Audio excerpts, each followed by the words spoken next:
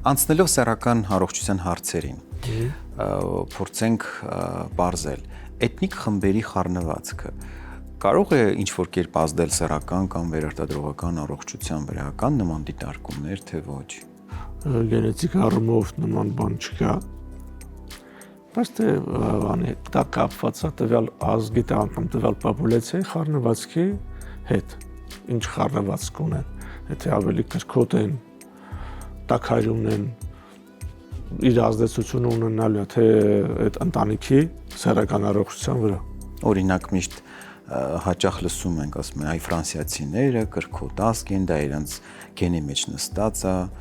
հայերի մասին մի քիչ ուրիշ բաներ են ասում։ Դա մշակութային եւ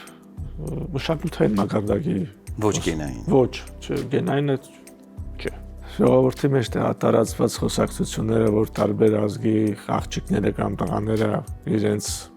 ազատամիտ են եւ ազատ վարքագիծ ունեն, դա գենետիկորեն նախատրամադրված չի, ծագումնաբանություն չունի։ Դրա հիմքում նստած է մշակույթը եւ միջավայրի ազդեցությունը, տվյալ սոցիումի ազդեցությունը, որը ձևավորում է անձի սոցիալական պատկերը։ Դա կապ ունի, գենետիկական նախատրամադրվածություն դեռ չկա։